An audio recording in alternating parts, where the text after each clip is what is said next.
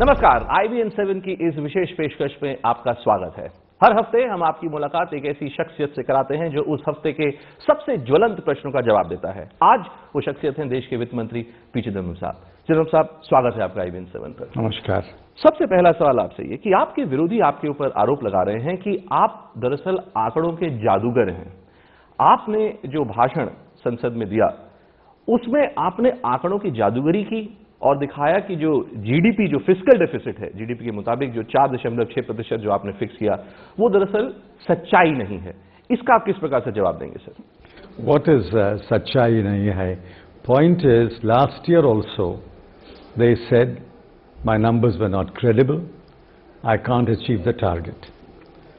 But I have achieved the target. My numbers are there on the table.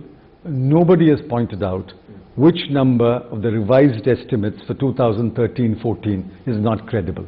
This is an annual ritual of critics. If they have nothing to say, they will say your numbers are not credible. My numbers are credible. I achieved a fiscal deficit of 4.6 after setting a target of 4.8. And you take it from me, 4.1 is a doable target.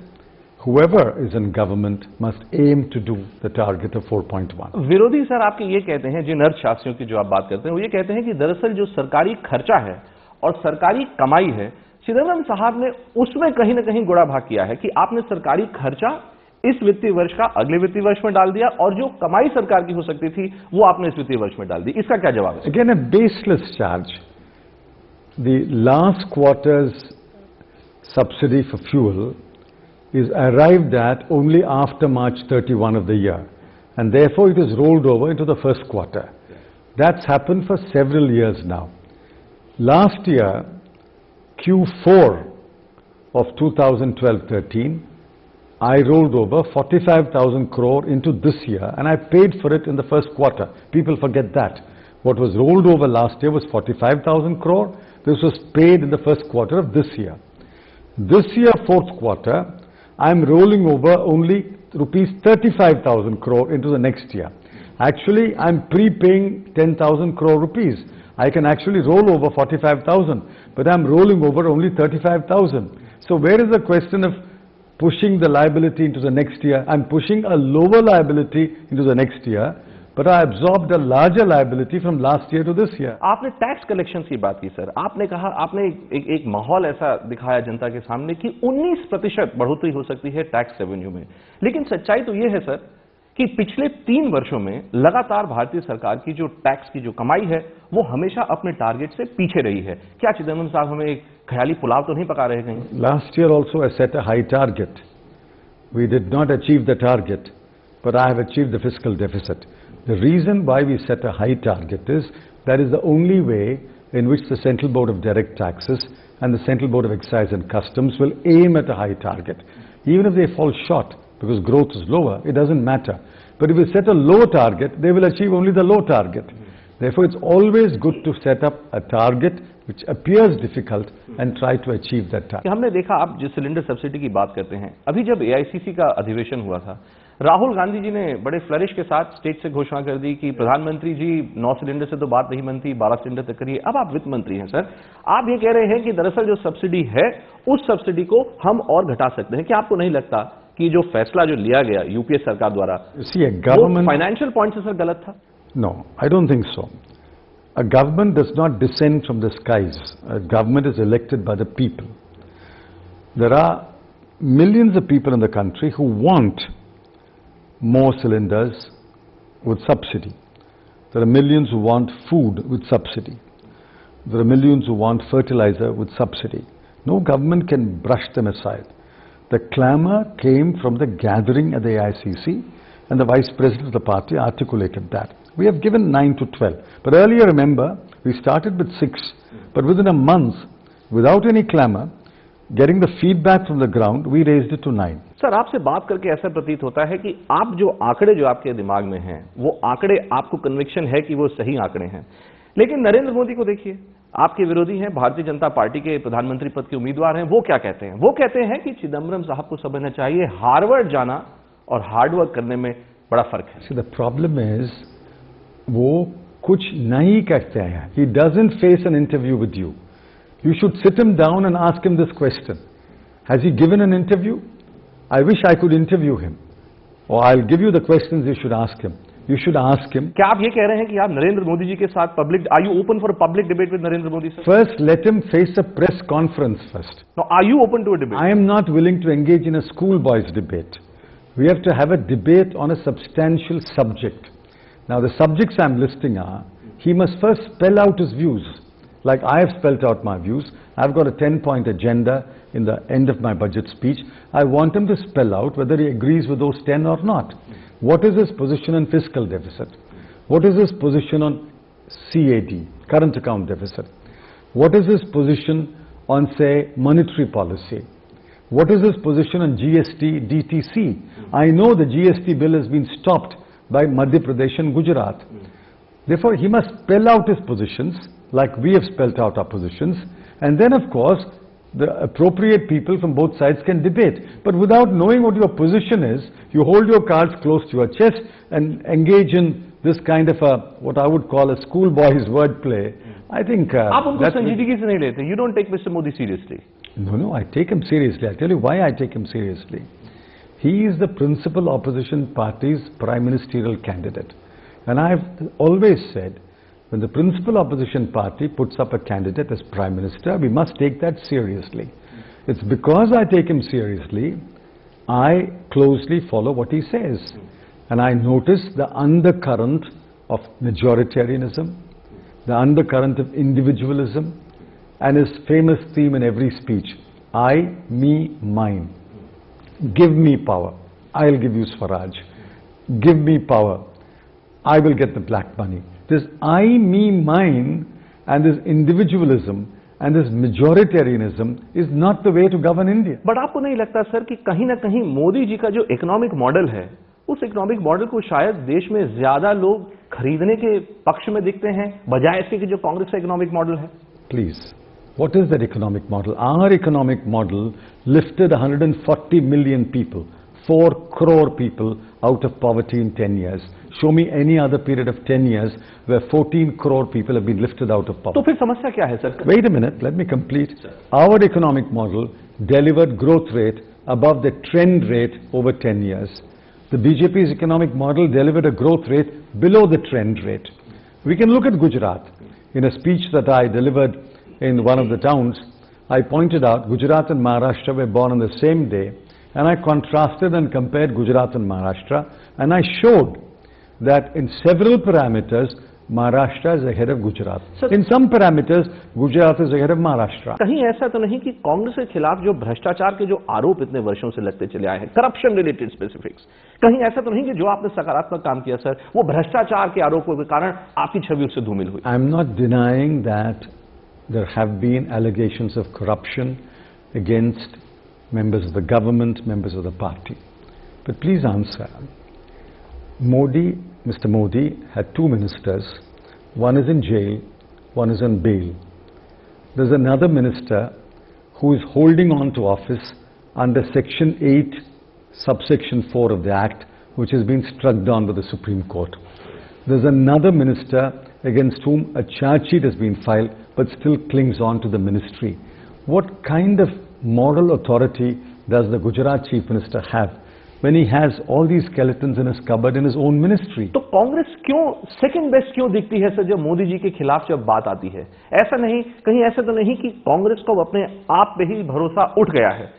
Are you almost looking at a scenario, sir, where you're not self-confident, where you believe that this battle is as good as over? I don't agree. Maybe you believe it. We don't. We believe that the people will vote. What did the media say in 2004? The media in 2004 says that it's only a matter of days when Mr. Vajpayee and his cabinet will return to power.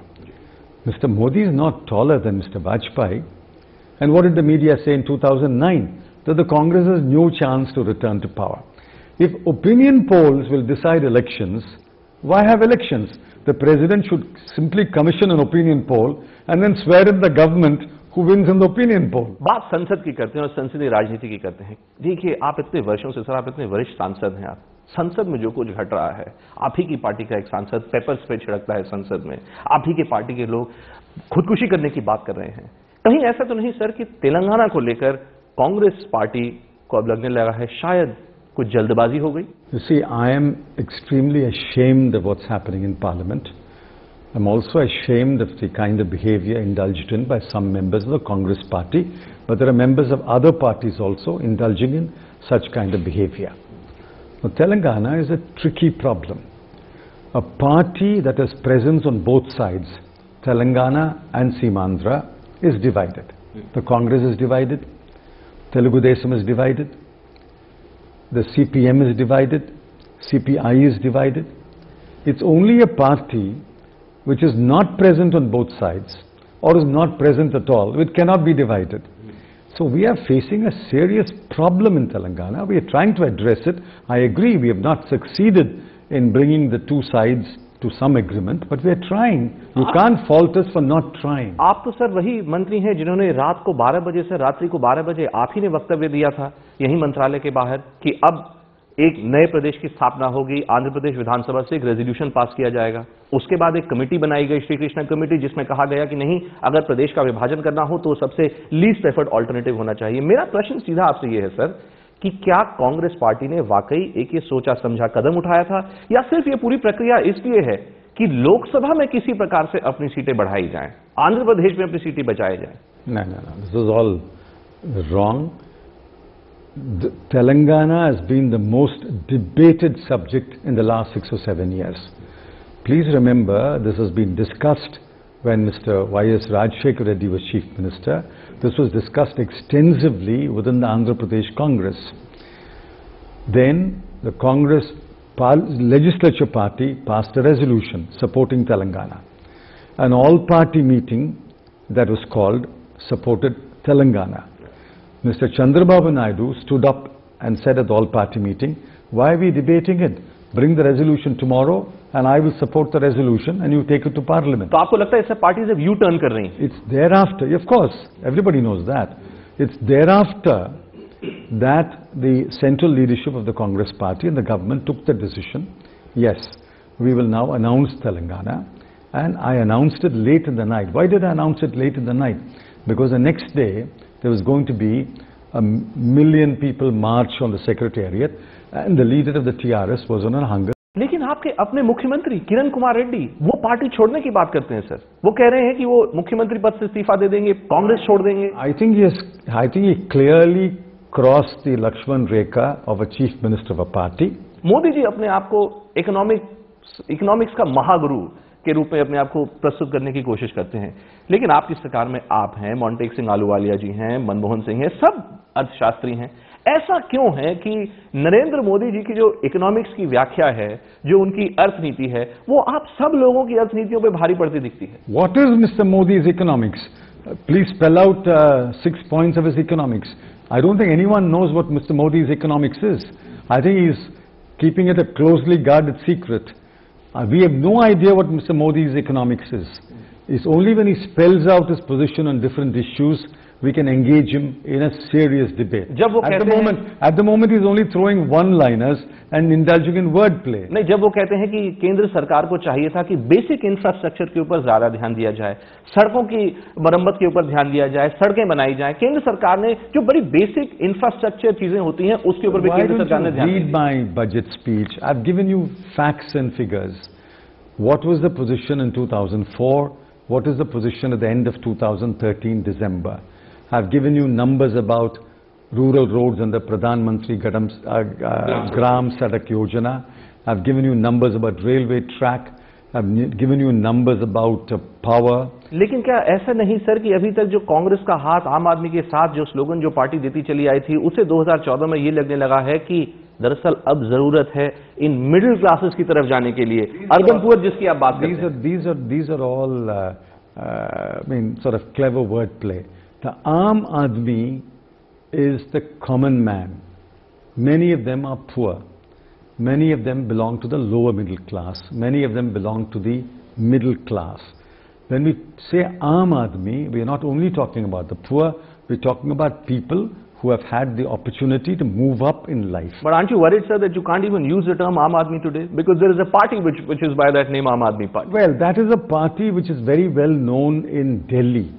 It's not so well known back in my constituency in Shivaganga. I think the media tends to take itself too seriously and is very Delhi-centric. And that Aam Aadmi Party has unraveled in 49 days. We are not worried about the Aam Aadmi Party. Yes, they will make a dent here and there, and good luck to them. Congress is a nationwide party. Its footprint is across the nation. It represents people from Arunachal Pradesh to Kanyakumari. And we therefore have to have a very broad view of things. We have seen ups and downs, but all through these years, we have stood rock-like defending what is the fundamental idea of India. अंत में आपसे जानना चाहूंगा sir, बहुत बार अनेकों platforms पे लोगों ने आपसे पूछा कि क्या आप अपने आप को प्रधानमंत्री पद के दावेदार के रूप में नहीं देखते? क्या कभी दिल में सर कभी ऐसी जिज्ञासा हुई? मैं हूं ना, कभी लगा आपको? I said मैं हूं ना in the first budget speech. When somebody asked me who will deal with this problem, I said मैं हूं ना. The point is, I have no ambition in my party, because my party is very clear and I endorse it fully, that the responsibility must be handed over to a new generation. I belong to the generation of Rajiv Gandhi. Rajiv Gandhi was only a year or so older than I am. I belong to that generation. The party has given us enough opportunity to do what we wanted to do, and we have done that. The time has come to pass the baton to another generation. I sincerely hope the BJP also will hand over the responsibility and the baton to a younger generation. लेकिन अंत में sir अगर ऐसी बात है तो फिर आप लोकसभा चुनाव लड़ने की क्यों सोच रहे हैं? क्या ये सच है? आप लड़ेंगे अगला चुनाव? अगर if you want to pass the baton on to the new generation, are you also thinking in terms of not contesting the next Lok Sabha? I said so. I said in the AICC, I said 1/2 of the seats must be given to the younger generation. Your seat, sir. Oh yes. If they want to pick Shivaganga and give it to a younger candidate, you will find me in the forefront of the campaign, campaigning for that candidate. Mr. Chidambaram, आपने IBN 7 से बात की, बहुत बहुत शुक्रिया sir. शुक्रिया.